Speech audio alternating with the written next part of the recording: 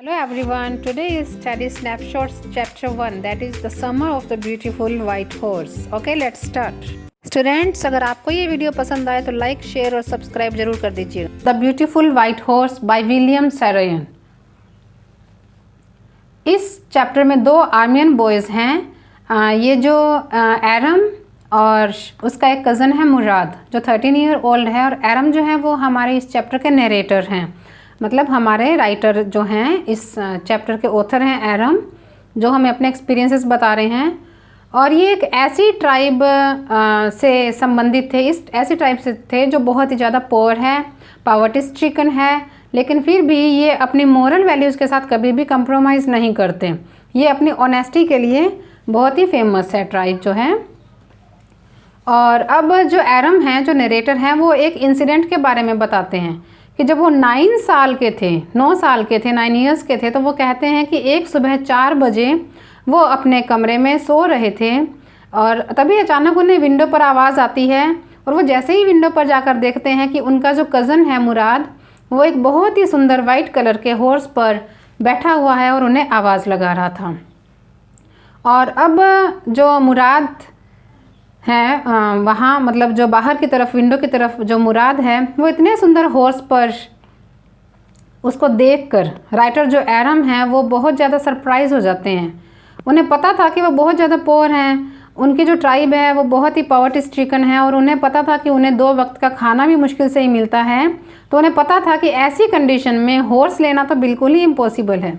तो वो मुराद से ही पूछ लेते हैं कि क्या तुमने ये हॉर्स चोरी किया है. और इस रिप्लाई में मुराद कहते हैं कि अगर तुम्हें हॉर्स राइडिंग करनी है तो तुम जल्दी से नीचे आ जाओ.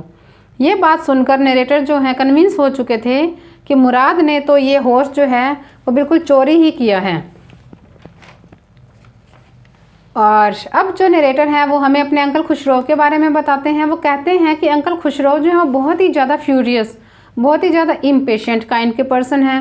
वो बहुत ही ज़्यादा इरिटेटिंग काइंड के पर्सन थे.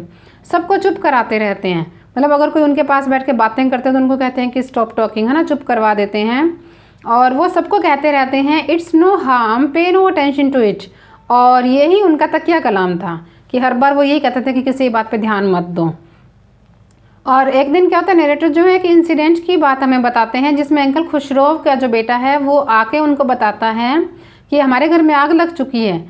ये सुनकर भी वो कोई रिस्पॉन्स नहीं देते और सिर्फ कहते हैं कि enough, it is no harm, कि कोई नुकसान नहीं होगा, कोई बात नहीं. अब राइटर अपने अंकल खुशरो के बारे में इसलिए बताते हैं क्योंकि वो कहते हैं कि मुराद जो है वो भी बहुत ही क्रेजी फेलो है और वो भी बिल्कुल अंकल खुशरो के जैसे ही है. और अब जो नरेटर हैं वो हमें डिफरेंस बताते हैं किस में, हॉर्स चोरी करने में और मनी चोरी करने में. तो नरेटर कहते हैं कि अगर तुम्हें हॉर्स राइडिंग बहुत ज़्यादा पसंद है और आप किसी का हॉर्स ले आते हो सिर्फ राइडिंग करने के लिए, और तब तक उसे चोरी नहीं कहेंगे जब तक आप उस हॉर्स को बेचकर उसके पैसे नहीं कमा लेते हैं. यानी कि तुम तो सिर्फ राइडिंग करने के लिए लेके आए हो ना, तो ये चोरी नहीं है.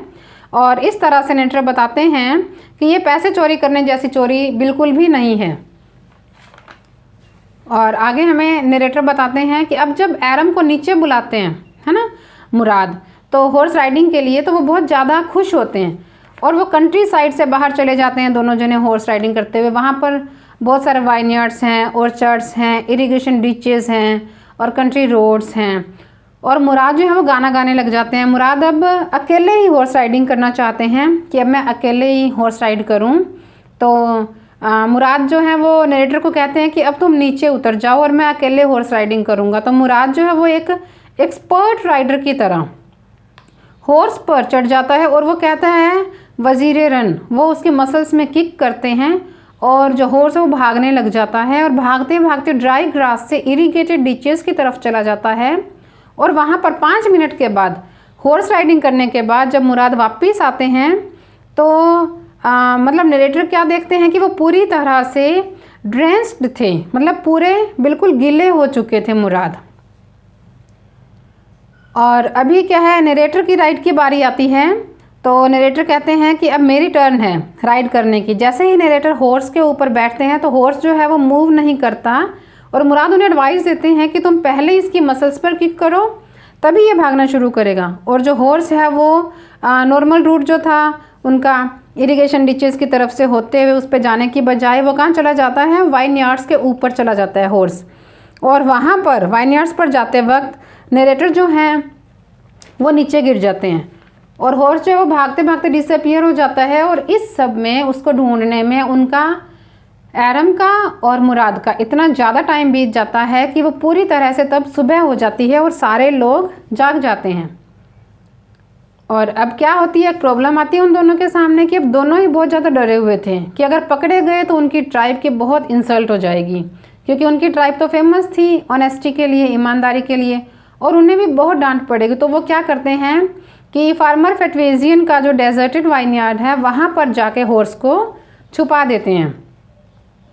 और इसके बाद जो नरेटर हैं वो जॉन बायरो के अराइवल के बारे में बताते हैं। उसी दिन आफ्टरनून में जॉन बायरो जो है वो उनके घर पर आते हैं और वो क्या बताते हैं कि उनका जो हॉर्स है वाइट वाला वो 1 महीने से मिसिंग है। उसकी वजह से वो 1 महीने से मिसिंग है, तो उसकी वजह से उन्हें बहुत ज़्यादा प्रॉब्लम्स फेस करनी पड़ रही हैं। वो अपना जो सरे है वो उसे नहीं यूज़ कर पा रहे, उन्हें लॉन्ग डिस्टेंस जो जर्नी है वो पैदल ही करनी पड़ रही है। तो ये सब सुनने के बाद नरेटर कन्विंस हो जाते हैं कि मुराद के पास जो वाइट हॉर्स है ये वही हॉर्स है जो बायरो का है, जॉन बायरो का है, जो वो कन्विंस हो जाते हैं नरेटर। तो ये कन्वर्सेशन सुनने के बाद नरेटर जो है वो भागकर मुराद के पास जाते हैं और वो क्या देखते हैं कि मुराद जो है वो एक पीच ट्री के नीचे बैठा हुआ है और वो वहाँ पर एक बर्ड जिसका विंग टूटा हुआ है उसे ठीक करने की कोशिश कर रहा है। अब मुराद की इस पर्सनैलिटी को देखकर जो नरेटर हैं वो देखते हैं कि मुराद कितना ज़्यादा प्यार करता है एनिमल्स और बर्ड्स को। तो वो उसे बताते हैं कि आज जॉन बायरो आए थे और वो उससे ये भी कहते हैं कि हम इस हॉर्स को 6 मंथ तक अपने पास रखेंगे, तब तक हम इसे अच्छे से सीख लेंगे और उसके बाद हम इसे वापस कर देंगे। उसके बाद बर्ड का विंग ठीक हो जाता है और वो वहाँ से चले जाते हैं और 6 मंथ तक हॉर्स को रखने की सोच लेते हैं। और अब 2 वीक्स तक तो वो दोनों रोज़ सुबह राइडिंग करने के लिए जाते हैं। और उसके बाद एक दिन जब वो हॉर्स को छिपा रहे होते हैं तो अचानक से वहाँ पर जॉन बायरो आ जाते हैं। अब जब जॉन बायरो आते हैं तो वो उस हॉर्स को पहचान लेते हैं कि ये उनका वही हॉर्स है जो 1 महीने से गायब था। और वो अपने आप को और ज़्यादा अश्योर करने के लिए उस हॉर्स के टीथ भी काउंट करते हैं और उन्हें पता चलता है कि ये हॉर्स तो उनका ही है। लेकिन उन्हें ये भी पता चलता है कि ये जो ट्राइब है ये ऑनेस्टी के लिए फेमस है, उन्हें तो ये चीज़ पता ही है ऑलरेडी। तो उस वक्त वो उन दोनों बच्चों को कहते हैं कि ये जो हॉर्स है ये मेरे हॉर्स का ट्विन है। और ये कहकर वो वहाँ से चले जाते हैं। और अब दोनों बच्चे बहुत ज़्यादा डर जाते हैं। उन्हें पता था कि आज जॉन बायरो ने इसे देख भी लिया और पहचान भी लिया, तो बहुत जल्द उनकी चोरी जो है वो पकड़ी जाएगी। और इस डर से वो दोनों अगली सुबह जाकर जो जॉन बायरो का वाइनयार्ड है वहाँ पर उस हॉर्स को छोड़ आते हैं, उसे थपथपाते हैं, बहुत प्यार से उसे वहाँ पर छोड़कर आ जाते हैं। और उसी दिन आफ्टरनून में जॉन बायरो नरेटर के घर पर आते हैं और उनकी मदर को बताते हैं कि उनका जो हॉर्स था वो गुम हो चुका था जो कुछ टाइम से, वो अब वापस मेरे पास आ चुका है। और वो बहुत ज़्यादा खुश थे और वो एडमिट भी करते हैं कि जिसने भी इसे चोरी किया था उसने इसका बहुत अच्छे से ध्यान रखा है, उसने इसको और ज़्यादा स्ट्रॉन्ग बना दिया है। और वो कहते हैं कि अब ये बहुत ज़्यादा बेटर टेम्पर्ड भी हो चुका है, बहुत अच्छा बिहेव भी करता है। So this is how the chapter ends.